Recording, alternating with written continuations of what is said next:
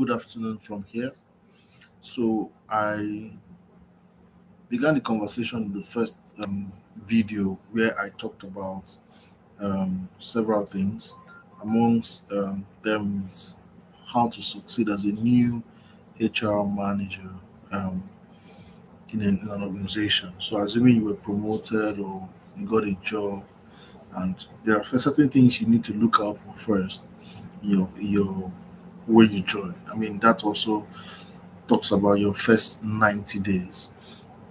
And it's so important that you do these things so that you don't run into problems, in your work. So I will spend the next few minutes to talk about the next 30 days, which is 60 days, your first 60 days. So we'll do 30, 30, 30, right? So that we know that we have maximized, that first 90 days, and also you're getting value, you're giving value to your employers, right? So I'll be speaking on a few things. So we looked at, of course, the onboarding process. Basically, we also looked at meeting with heads of department, meeting with CEO, meeting with key executive management staff, having a review of the org structure. We looked at all of that, of course, reviewing existing procedures. We looked at all of that. We also, of course, looked at designing or coming up with developing a diagnostic report that gives you a holistic view or a bird eye view of the HR practices within the organization, and having, of course, a town hall meeting, or I'll say having a virtual session, whether physical or I would prefer virtual, yeah, um, to talk about, to get to know the staff, and of course engage them and hear the pulse or feel the pulse of the employees so that you know their pain points. And then, of course, coming up with a strategic direction. Now, after you have had all of these engagements with staff, with management, key stakeholders, you now come up with a report and suggest to management. Once you get approval, it becomes your strategic direction for the next 90 days. That will really tell at the end of 1 year if you have actually done a few things, right? And of course, you have to now start looking at doing what I call job analysis, right? Looking at, of course, JDs, being able to develop and communicate HR policy. So whatever policies that has not been put in place, you now have to now start looking at, okay, can I look at putting that into what's it called, into practice. Those are very, very important um, steps that you need to take. All right. Then, of course, looking at the performance management. Performance management is something that when you get it right, you have been able to win 60%, if not more, of the expectations that the management will have on you.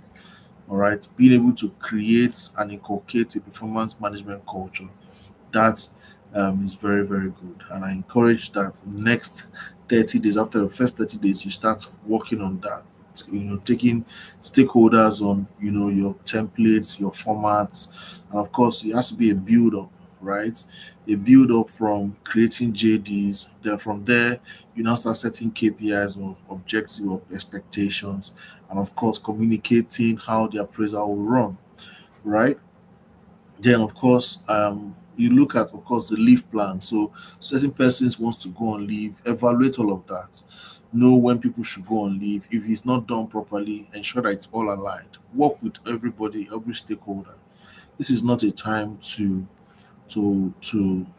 ignore people or disregard or not take cognizance of some people. Very, very important. All right. And of course, set goals. So what what do you want to achieve per week? You want to make sure that each department is well attended to in terms of what their KPIs should be, what the expectations should be, all of that. Then, of course, review the salary structure for everyone. That will be much later.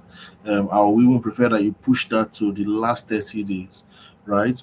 So where you have to now start looking at salary. Don't really focus on that at the beginning, because that might not give you necessary support, except management decides that, oh, they are bringing you on board and they need you to really work on the salary. But then if it's not, because that's secondary, to be honest. You need to focus on building a system that works. And after that, so that when you're putting on the salary, a new salary structure on that system, it's no longer going to be faulty.